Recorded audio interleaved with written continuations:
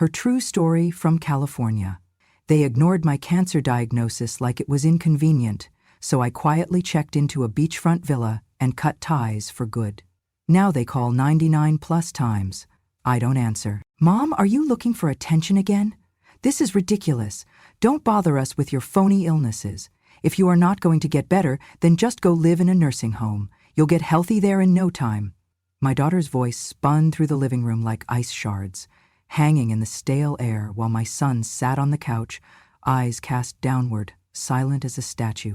The accusation stung worse than anything I had felt in years. I had come here to share terrifying news that my body was failing me, and I had expected empathy.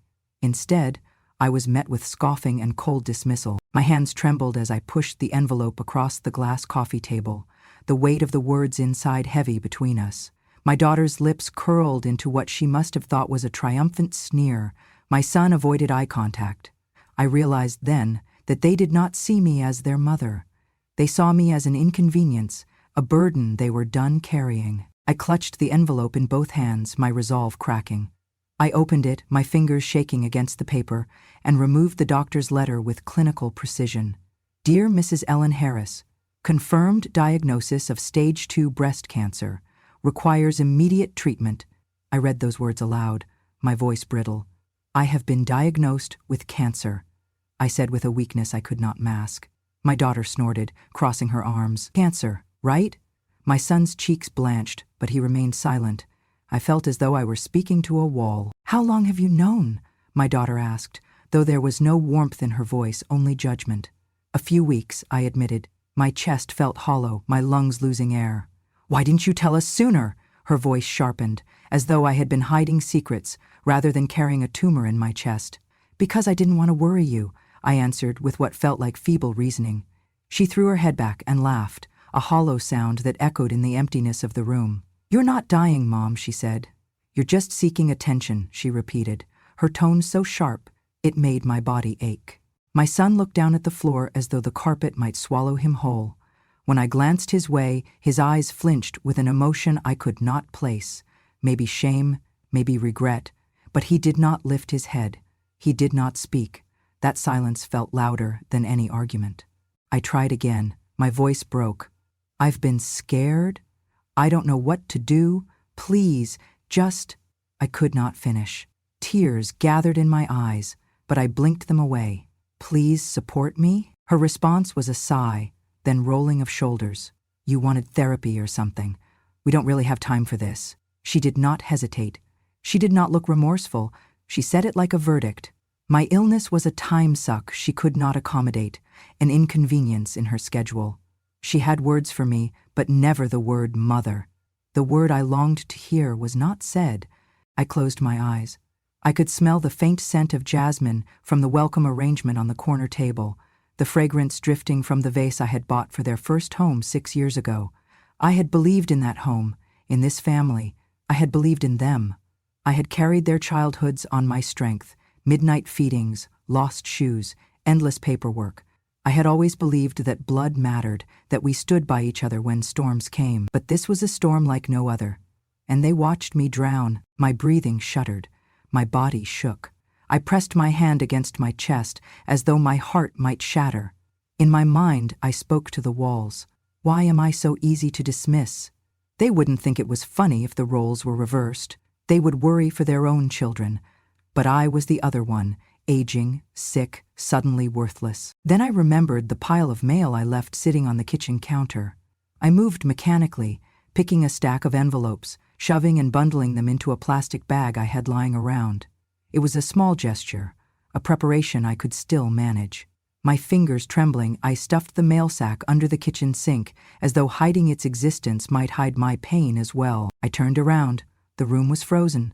They stared at me briefly, no guilt in their eyes, only the same cold shine of detachment. She said, "Do what you need to do, Mom, but don't expect us to help." Her words hovered in the air when I left the living room. I walked upstairs to the guest bedroom. I'd packed the small suitcase I'd left ready for weekend visits. 2 pairs of underwear, a sweater, a robe. I slid the doctor's letter inside. I packed it gently, reverently. This was more than an overnight bag. It was the beginning of a long goodbye. I looked at the framed family photo on the bedside table, a younger version of us, smiling, vibrant. I picked up the frame and with a shaky exhale, turned it face down. It stared at the bedpost, a reminder of the facade we'd maintained. I put the frame back, chose a corner, and set the bag down next to it. I took out my phone and created a file named Villa. I typed words I didn't yet fully believe. Villa reservation, awaiting confirmation, check-in date. I pressed save. Downstairs, I paused at the front door. I looked back at the room I wouldn't sleep in again tonight. The soft bed, the bedside lamp, the curtains I helped choose. I reached out and touched the doorframe, feeling the smooth wood and its memories. I swallowed the ache and opened the front door. For the first time in years, I walked out on them and on the life I had built, not because I gave up, but because I deserved more than pity-laced dismissal. I slid into my car, my suitcase in the back seat, and closed the door behind me.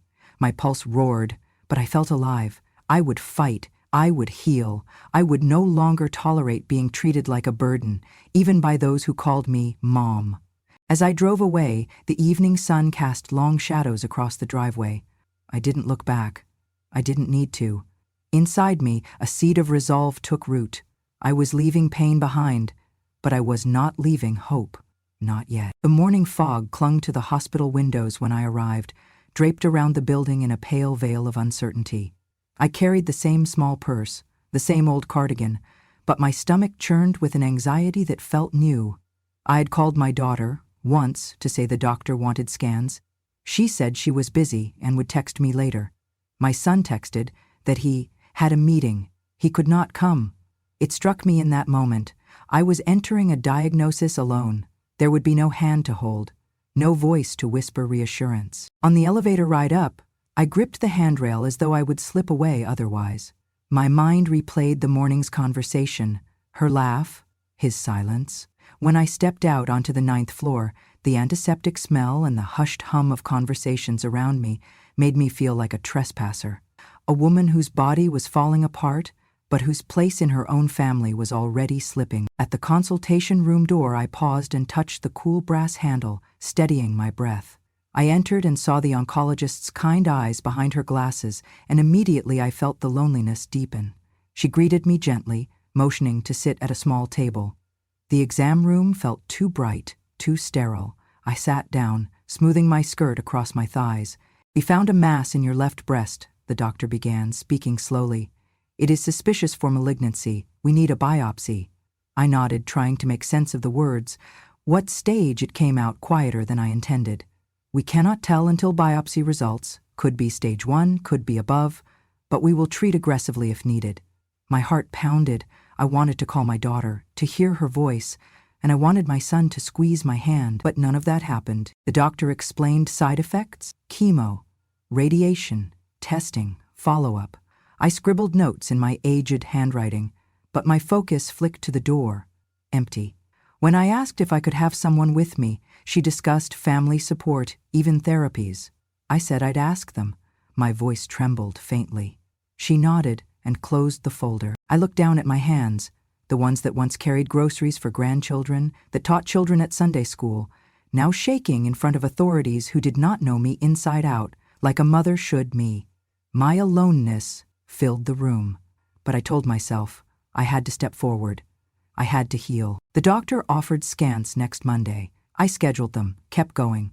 I grabbed the willow tree figure the doctor used to explain scanning positions, clutching it like a talisman, and made my way to the parking garage alone. On the ride home, California's freeway shimmered under midday sun.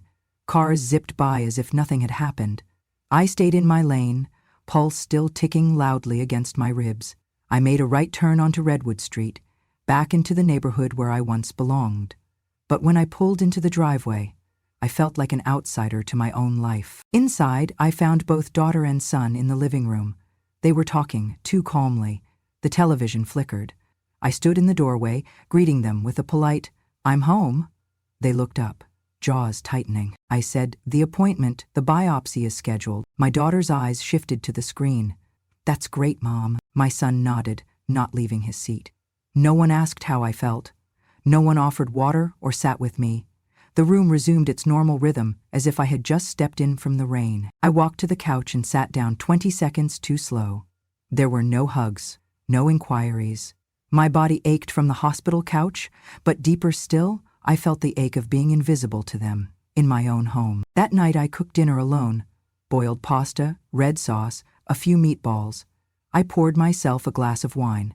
I ate in silence at the kitchen island, plate humming with echo. No one sat with me. No one asked how my appointment went. No one said my name. At bedtime, I overheard them whispering softly in their bedroom. I knew they were upset, but angry at me? At the situation? I did not know. I lay awake in the guest room, sleeping alone, tracing the grain of the wood headboard. Even the familiar creaks of the old house sounded hollow. In the following days, I went to another test, another scan. Each time I tried to reach them. Each time they said they were busy. My daughter even said, "Mom, this isn't going to stop us from living our lives." The words they spoke left me breathless. I realized they saw me not as a mother in need of love, but as a project or a distraction, a crisis they wished to bypass. One evening, I walked into the living room while my daughter cleared the dinner plates. I said, "I could use someone to check in on me." She turned and glared, false sweetness on her face. I did check. I asked how your appointment was. "I'm busy too, Mom." She walked away, arms folding across her chest, leaving me standing, alone. I took a seat on the porch swing and stared at the yard I had planted. I thought of the million times I sent them cookies and letters, whispered prayers over their forever home.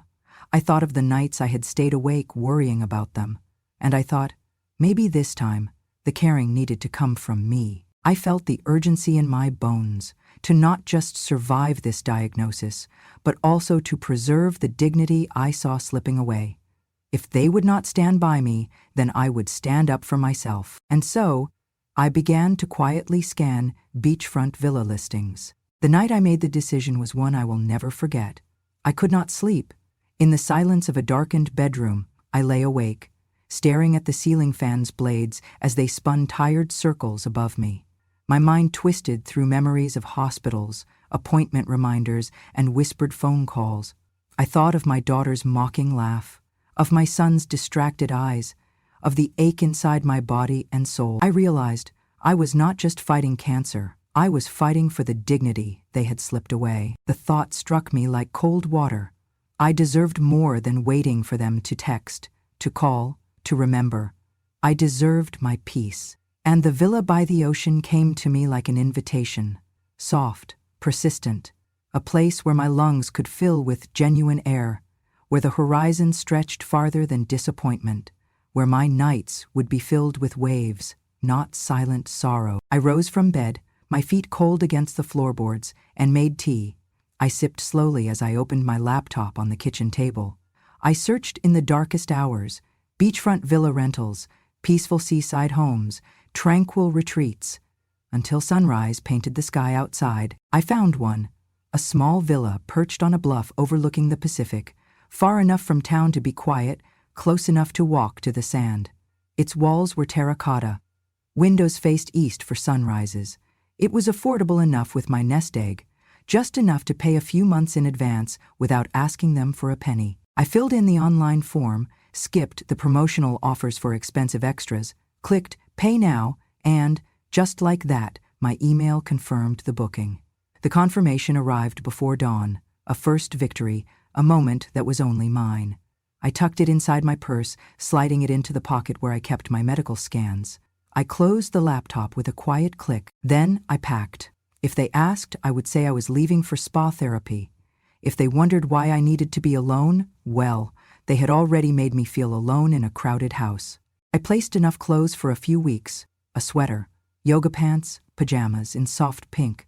I added my toothbrush, the small mirror I used to apply lipstick on Sundays, the loose-leaf tea I drank when I wrote. I included the copy of my will at their request, neatly folded and tucked in the suitcase, unfinished business in case they ever cared. I did not tell them. I would tell them nothing until I left. But I did leave one note. I wrote on a pale index card with blue ink. Mom went to a mental hospital, not a nursing home. Mom loves the sea. Mom. I placed it on the entryway bench under the coat rack. When they saw it, They would know I had chosen something more than theirs. Just after dawn, I slipped out. The sky was soft and gray, stitched with early light. I did not look back. I pulled my suitcase behind me, closing the front door behind me, with the last sound of my old life echoing in the hallway. The drive to the coast was gentle, highway curves, sunrise drizzle, a toll booth that felt like a threshold. I paid with a card I kept just for myself. I did not worry about dusting fingerprints. I belonged to no one but myself now. On arrival, I found the villa exactly as advertised. A small porch with 2 chairs, the smell of salt and eucalyptus, the windows open to the sound of surf. I stepped in, closing the door behind me, and made my way to a window. I gazed at the rooftop that caught morning light, at the pale horizon, at the morning sky that felt infinite. I unpacked slowly. I placed the index card and the bag containing the doctor's letter next to the bedside lamp. It glowed gently against clean cotton sheets. I stepped onto the porch and felt the ocean air settle inside my lungs. I nearly wept. I wrapped my arms around myself like a soft hug, a mother holding her own heart for once. Then I walked to the sand. The beach was empty except for gulls and an occasional early jogger. The surf drifted in rhythmic breezes. I took off my shoes and socks, fingers flexing against wet sand. I inhaled deeply, closing my eyes with a slight smile. I felt my body respond to ocean currents in a way it hadn't in months. My heart slowed. There was no guilt. There was no fear. Just the knowledge that I had left a place that hurt me, walked into the light of some place that healed me. That evening, I wrote a letter on villa stationery, 2 paragraphs, calm and firm. Dear family, I love you, but you do not love me in the way I need right now. I am not less of a mother for needing peace. I have checked into a beachfront villa, paid through July, and plan to stay as long as it takes for me to breathe. Please do not call or visit. I need time to process this diagnosis in solitude. Love always, Mom. I sealed the envelope, left it on the kitchen counter where they would find it if they came. I didn't send it. I would let them understand by the footprints I left behind. I folded the letter in my journal and set the date, June 1, 2025. That night, I lay in a bed I chose. I closed my eyes to the sound of the surf. I thought of bloodlines and betrayals, of fear and freedom, and I drifted into sleep, the first sleep in months that tasted peaceful. I had chosen myself, and that choice would become my foundation. When I pushed open the front door of the villa for the first time, I was struck by the breadth of sky and ocean that lay before me. The door swung inward to reveal a room washed in warm sunlight, bleached cedar floors, soft white furniture, and, at the far end, French doors that opened onto a porch overlooking the Pacific. The air carried salt and distant seaweed, every breath like a gentle, healing balm for my lungs. I stood still, suitcase in hand, and let the scent fill me, unwrapping years of worry with each inhale. Inside, the space was elegantly simple. A sofa faced the glass, arranged so the morning sun would land on its cushions. A wood-burning fireplace waited for evenings, a stack of driftwood beside it. The walls were uncluttered but adorned with soft-hued watercolors, pastel images of the surf, the shorelines, the horizon at twilight. On a nearby table sat a journal, a pen, and a tidy pile of postcards ready for handwritten notes. It felt less like borrowed space and more like a shelter I had found. I placed my suitcase next to the bed, delighting in the mattress's gentle give and the crispness of the linen sheets. I pulled back the curtains to reveal the ocean, its surface glowing like scattered coins under the midday sun. I moved to the porch and placed both hands on the railing, gazing out at the waves rolling in cool rhythm. A seagull cried overhead, and I closed my eyes as a breeze lifted my hair away from my face. For the first time in months, I felt a shiver of joy run through me. That night, I drank tea from a cup I brought with me, not one of theirs, but my own favorite, chipped and beloved. I opened my journal and wrote, "I am here. I am allowed to rest. I am allowed to heal." Then I went to sleep, listening to the hush of waves, a lullaby I had forgotten I needed. Mornings began with yoga on the sand. I rolled out my mat facing east, where the tide lapped gently, the sky showing first traces of dawn. I moved through gentle stretches and poses, breathing in salt spray with each breath, feeling a calm settle into my joints and sinew. The first day I could barely lift my arms above my head without trembling. By the end of the week I found strength I thought I had lost. When someone passed by, I greeted them softly with, "Good morning," and they would smile back with a nod. It was small kindness, but powerful affirmation. I was no longer invisible. I walked along the shoreline each afternoon, barefoot. I pressed the wet sand between my toes and watched as the sea foam dissolved under my feet. I collected a few smooth shells and placed them in a glass jar on the windowsill. I remembered childhood vacations when I and my husband watched sunsets from similar shorelines. I felt the bubble of gratitude and sadness blend into something richer, resilience. Evenings were for writing letters.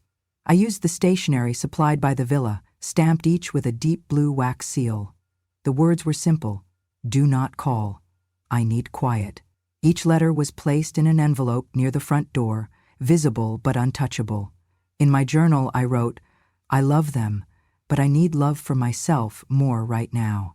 Then I sealed the envelopes and tucked the keychain into my pocket. The gestures felt gentle but firm. Each day unfolded like a fresh page.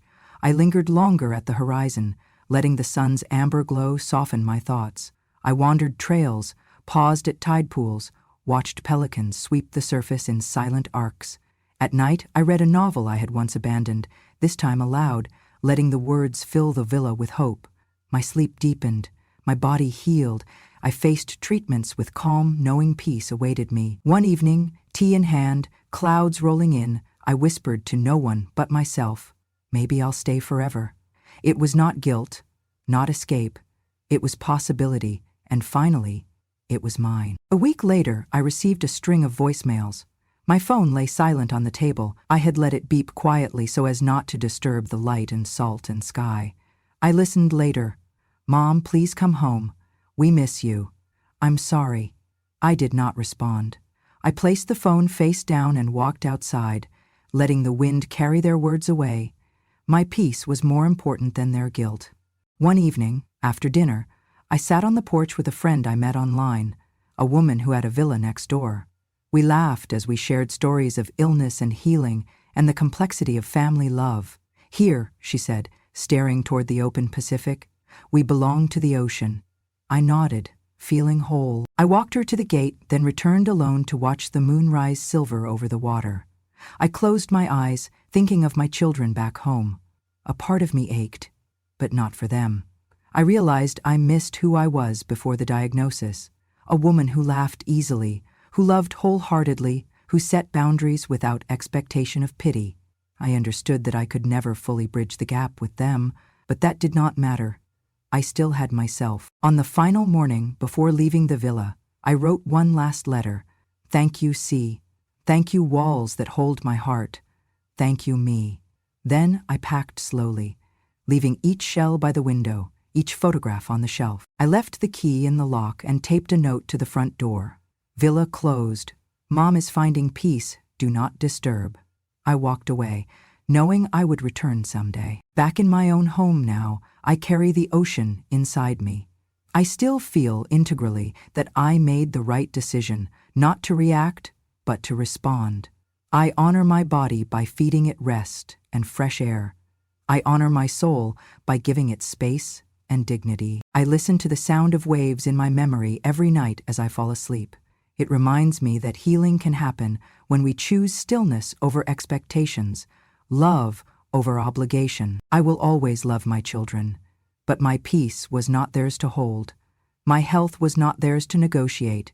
I found freedom by the sea, and I brought it home in my bones, in my smile, in my calm voice. I choose me, and that is more than enough. I woke to the sound of birds and the gentle hum of waves brushing against the cliff below. It was the kind of calm that felt sacred, until I noticed my phone lighting up across the coffee table. I reached for it and froze when I saw the notification. 99 plus missed calls. My pulse fluttered, but the room remained silent. I tapped the phone screen and opened the call log. There they were. 89 calls from Mom, 30 more from Mom. Each one added onto my heart, but not onto my hope. I didn't feel fear, only a detachment I'd built with intention. It was their panic, an echo of desperation more than love. I opened my messages app. The screen showed lines of texts. Mom, please let me in. We love you, please pick up. I'm sorry, I didn't mean it. Each one made my throat tighten. But I knew they didn't know me. They didn't know this person I carried inside, someone who chose herself when nobody else would. I let the phone rest quietly against the oak table, knowing I wouldn't answer. I reached for the settings and recorded a voicemail greeting. I spoke slowly and firmly. Hello, you have reached Ellen Harris. I'm not available. If this is important, please email me. Thank you. I listened to the playback. It sounded calm, dignified. It was the boundary I needed. Underneath the broadcast of messages, I wrote a response. To my children, I hear you, but I do not respond to pressure. I am healing in solitude. Do not call again. Thank you, Mom. I did not send it. I saved it in drafts. I didn't know if I would ever send it. The words sat on the screen like permission. Permission to stay quiet, to continue unbothered. Later that day, as sunlight warmed the villa siding, I stood by the window, looking out at the creaking gate, and then I saw them, my daughter and son, standing on the gravel path, their faces drawn and tired. My daughter held a suitcase. My son's shoulders slumped. He looked at the window and whispered something I could not hear. I did not step back or forward. I simply watched. They saw the curtains move, and she gasped. He swallowed. I opened the door a crack, enough that light spilled onto the threshold. My daughter's eyes filled with tears. Mom, she began, voice strangled. Why didn't you answer? Please? She tried to step forward. My son reached to hold her arm. She needs space, he said softly. They looked at the lock, its brass surface shining. You're not locked out, I said quietly. I'm locked in. My daughter choked. My son glanced down. We're sorry we didn't help, he said. Please let us in. I watched the air shift. Their desperation felt real, but so did my need for calm. I took a slow breath. I'm here to heal, I said, in peace, not to relive rejection. They looked at each other. My daughter touched the lock. My son's lips quivered. I had expected rage, demands, bargaining. Instead, I found remorse. It didn't erase the hurt, but it quieted the storm. My daughter's hand lingered near the door. She didn't unlock it. I stepped back. The silence settled between us. I understand, she whispered. If you don't want us, I can go. I closed the door gently. I turned away and walked inside. They remained on the porch, staring. I placed the phone on silent. I watched them, then walked away without glancing back. That evening, the horizon bled pink and gold. I sat in the beach chair, tea in hand, feeling every wave echo through me. They stayed near the door for an hour, then quietly left. I did not cry. I did not cheer. I just sat. The ocean whispered, "You are here. You belong here." The next day, I found an email notification. It was from my son. Mom, I'm sorry. I understand why you did it. I love you. I hope you can forgive me. Is there a time I can come by? I stared at it for a moment. I felt relief, but not need. I replied simply, "Thank you. I am healing right now. We can talk later." Mom, it was hard to stop hoping they would care. But peace taught me that boundaries are not walls. They are doors I choose when to open. I practiced yoga at dawn, walked barefoot on the shore, wrote about waves instead of wounds. The phone stayed silent. The lock stayed turned. They called 99 times. I answered none. On the fourth day I saw them, Cam with her phone raised, Jacob at the door, mouthing please. But I stayed seated, hands around my coffee. This was my home, my breath, my life, and they were on the outside now. Where their silence had once put me, I slowly rose and moved to the living room window, pulling back the sheer curtains. I framed them exactly in the center of my vision. You're on the outside, I said softly, addressing their unreadable faces. I'm in. Cam's lower lip trembled. The corners of her lips twitched between anger and relief. Jacob's eyes glistened with emotion. He swallowed and looked away. Mom, please, he whispered, voice tight. Cam kept filming, but I found her gaze caught somewhere between fear and longing, caught in the frame of the phone camera she held aloft. I inhaled deeply, measured, and stepped forward so they could see the rise and fall of the canvas chair across from me. I did not step outside. I did not unlock anything. I remained inside my glass sanctuary. You drove 6 hours for this? I asked quietly. Or are you just here for clickbait? Cam's phone shook. She looked away, blinking back tears. We're sorry, she said, voice cracking. We didn't realize how hard it was for you. Didn't realize? My voice was calmer than it had been in months. You laughed when I told you. Not long ago, you laughed. Silence. They stood there, shuffling their feet on the porch boards, letting dusk settle around them. I tilted my head, watching their reactions. Camilla, you kept that lock change a secret, I said. You took away my keys so you could control when I entered my own home. She looked down. I could see shame in that posture, even her jaw softened, backlit by the sun that I now called my sunrise. Jacob swallowed. We wanted to make it right, he murmured. I felt the tension ease inside me. But I was not swayed. I had worked too hard to rebuild a sense of self. This was not about their apologies. It was about autonomy and respect. I stepped back from the window, started to close the curtains slowly. Their figures remained visible for just a moment more in the glass illusions, caught between worlds. Before the drapes closed fully, I said, I don't need a nursing home, or pity, or control.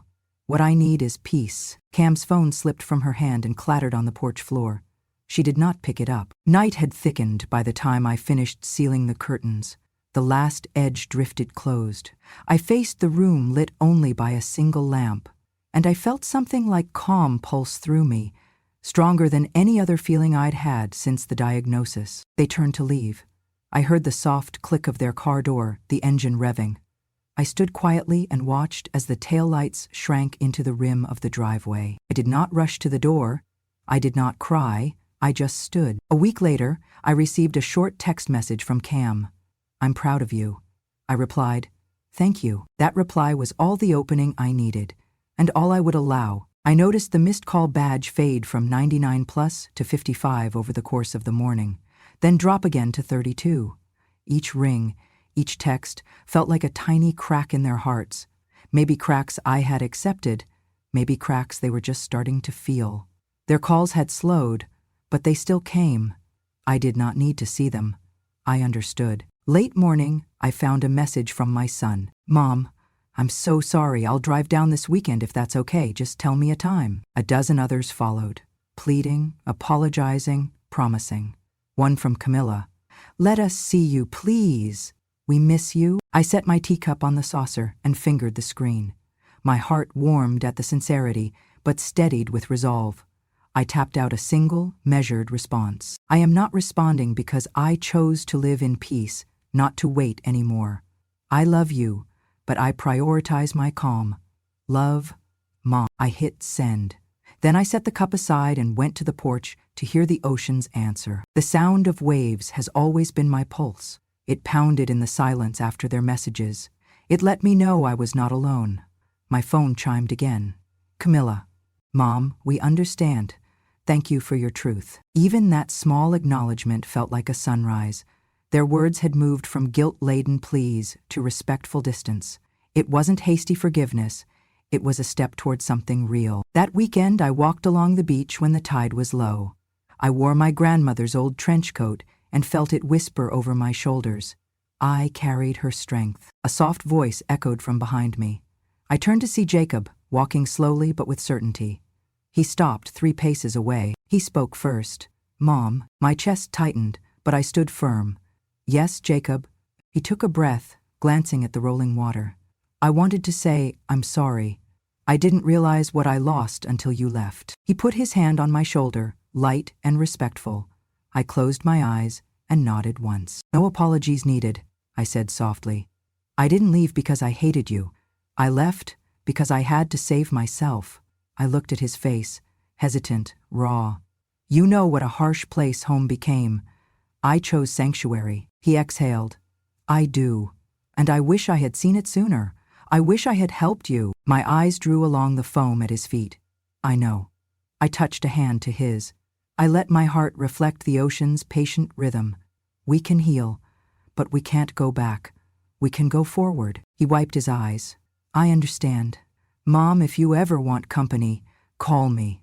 His voice cracked. I found myself smiling, then I paused. Just, your presence is enough, and I meant it. He didn't have to fix anything. He nodded, respect in his eyes. We walked a short way together, then stopped and said goodbye. No promises, no pressure, just a quiet moment with forgiveness in the salt shadow. That afternoon, I returned to the villa and found a message from Camila. Mom, thank you for saying what you needed to say. I'm rooting for your peace. I let it rest without reply. Peace, not reunion, is what I chose. Over the next few days, more calls trickled in, softer this time, not demands, but gentle waves seeking to reach me. I let them go to voicemail. I never listened. My boundaries were intact, my heart steady. Sometimes I thought of forgiving them fully. Other times I thought forgiveness wasn't about them. It was about knowing I could choose freedom over resentment. On the morning of my next scan appointment, I drove to the clinic rather than staying here. I felt gratitude for the villa's sanctuary and for the healing each wave had brought. The technician asked me how I felt, and I said, centered. They checked my blood pressure, and it was calm. That's when I remembered that peace shows up in the details. That evening, I penned a letter to both of them, not for delivery, but to capture my truth. I choose silence not because I am hurt, but because I am hopeful. I choose peace not because I deny our past, but because I believe in my future. I hope you know that I love you still, even if I live apart. I sealed it and tucked it in my journal. I let myself hope for a simple friendship with them someday. Not the mother and child dependency of old, but a life of mutual respect, shared by choice, not convenience. In the coming weeks, I hosted a small gathering at the villa, just a few women I met online, each with their own scars. We laughed over tea and yoga mats, our presence forming a circle of trust. Sometimes I spoke of my family, choosing words carefully, but not hiding truth. They listened without judgment. That was enough for me. People often think losing a family means losing everything, but I learned it could also mean finding something more: dignity, autonomy, belonging, born of choice. One morning, I looked at my phone and saw 2 missed calls, both from Camila. Beneath it, a single message: thinking of you, sending love. My heart fluttered, not because I needed to answer, but because I knew she learned something too, that I didn't delete her number, that I didn't block them, that I was ready when they were. I replied, thank you. I'm okay. No phone call, no request to visit, just a simple acknowledgement. And I went to the cliff to watch dawn light up the ocean. That night, I wrote in my journal, I don't chase reconciliation, I savor serenity. If they come, I will greet them openly, but until then, I walk forward, unhurried, unbroken. I closed the book and looked at the Pacific through the sliding door. The sky was a watercolor wash of rose and amber, and the breeze that drifted in smelled like salt and something softer.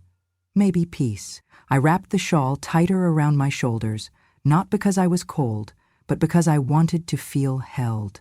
This was the life I had quietly claimed when no one thought I would. Every morning, I walk barefoot down to the shore and let the waves kiss my feet.